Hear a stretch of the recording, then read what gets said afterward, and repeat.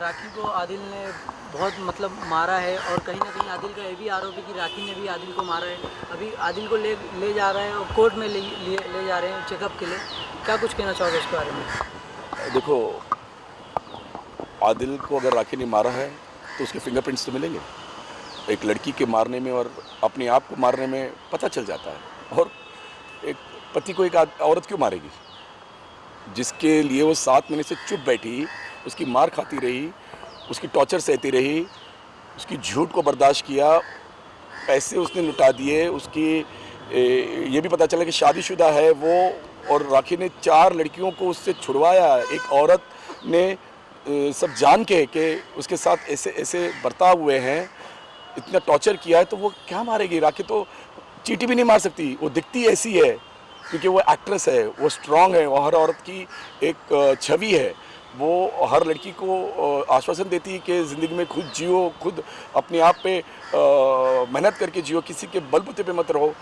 आदिल तो राखी के पैसे भी जिंदा था, राखी के पर उड़ रहा था। एक्टर तो राखी पे बनना चाह रहा था, पब्लिसिटी राखी के नाम से लेना चाह रहा था, उसको बिग बॉस में जाना था, उसको हीरो बनना था, एल्बम में भी राखी के पैसे लगवाए, दुबई में भी राखी के पैसे। अपने पैसे कहाँ हैं उसके?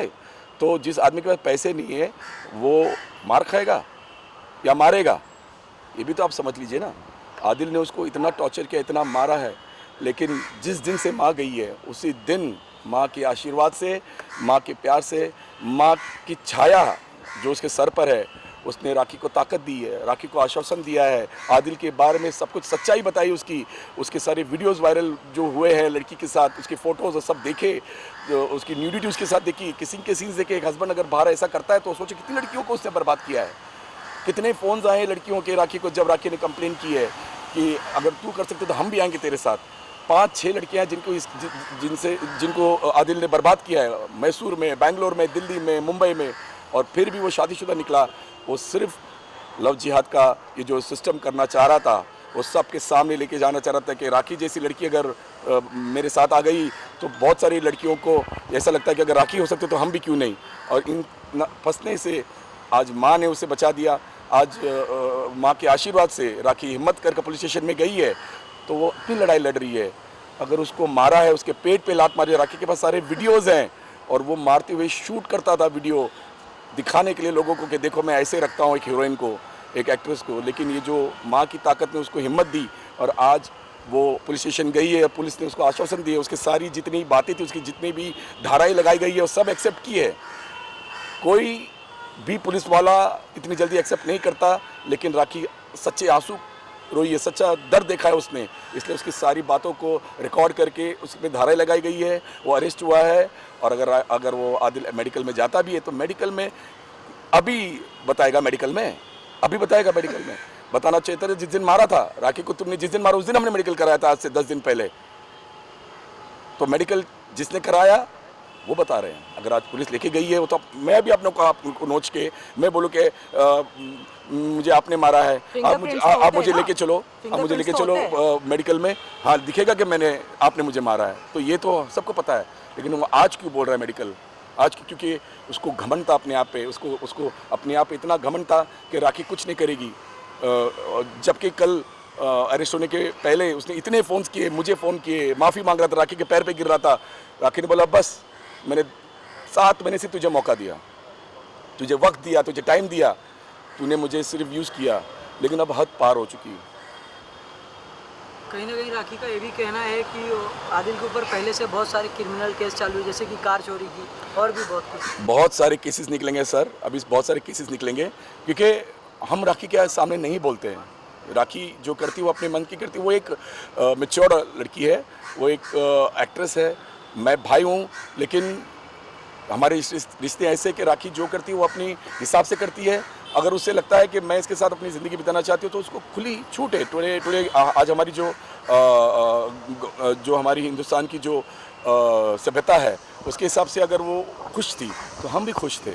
लेकिन जब उसे पता चला कि एक एक करके उसके क्राइम्स आ रहे, वो छुपाती रही, हमें भी नहीं बताया उसने, क्योंकि उसको इसके साथ रहना था। अगर राखी को उसको यूज़ ही करना था, उसके पैसे को यूज़ करना था, तो राखी बोलती क्यों 7 महीने क्यों रुकती? लेकिन जब उसे हकीकत में पता चला है कि ये क्रिमिनल है, इसके ऊपर बहुत सारे केसेस, अभी तो धीरे धीरे उसे तो मुझे भी मारने की धमकी दी थी। जब मैंने लव जिहाद पे म्यूज़िक वीडियो बनाया था तो मैंने बोला था कि राखी तेरे इंस्टा पे पोस्ट कर दे, क्योंकि मैंने वीडियो बनाया। तो उसने राखी को बोला कि अगर तूने ये पोस्ट किया तो मैं तेरे भाई को जान से मार दूंगा। उसने बहुत लोगों को मरवाया, जिसे कोई झगड़ा हुआ था तो उससे ट्रक से उड़ा दिया था उसने। वो सारे किसी सामने आएंगे। तो उसका जो दिमाग है वो एक क्रिमिनल दिमाग है, जो उनको सिखाया जाता है उनके मज़हब में। उसको वही सिखाया गया है और वही करता आ रहा है वो, और वही करता रहेगा ये। तो आज जो वो उसे सज़ा मिलनी है वो कोर्ट में पेश होगी, और जज और मेरे हिसाब से लॉ एंड ऑर्डर उसे सज़ा देगी। राखी कहीं ना कहीं आदिल को साई को भी बताया कि राखी का कहना है कि आदिल गाड़ी में बैठता था, उनको नोचता था, और काफ़ी एक ऑटो ड्राइवर के ऊपर भी गाड़ी चढ़ा दिया था। बहुत मैंने अपनी आंखों से देखा है, मैंने अपनी आंखों से देखा, लेकिन मैं शर्म के मारे मैं चुप बैठा हूँ, क्योंकि बहन है। तो मैंने जब अपनी आंखों से देखा है तो वो क्या और करता होगा। उसने मेरे सामने ड्राइवर को लाफा मारा, उस पर गाड़ी चढ़ा दी। जब माँ जिस दिन मरी है उस दिन राखी ने उसको 10 बार बोला कि भाई हमारे में जूता नहीं पहनते हैं। बोला मैं तुम लोगों का नहीं हूँ। मेरी माँ को उसने जो उठाया तो जूता पहन के उठाया था। ये शर्म की बात है कि अगर आप किसी की लाश उठाते हो तो आप पवित्र मतलब घर के अंदर लाए हो अपने, तो आप जूता पहन के लाओगे? क्या आपके इस्लाम में भी ऐसा होता है कि जब आप अपनी माँ की लाश उठाते हो या बाप की लाश उठाते हो तो आप जूता पहनते हो?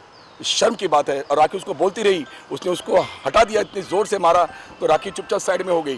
तो इतनी टॉर्चर वो झेल रही है, इतनी टॉर्चर से वो पीड़ित हो रही थी, तो मैं और क्या करती? पुलिस, मीडिया और पब्लिक के हाथ जोड़ के यही कहती ना कि मुझे बचा लो, वरना ये मुझे मार देगा। तो आज वो पुलिस के पास गई है, इंसाफ के पास गई है, लॉ के पास गई है, और उसे सपोर्ट करो।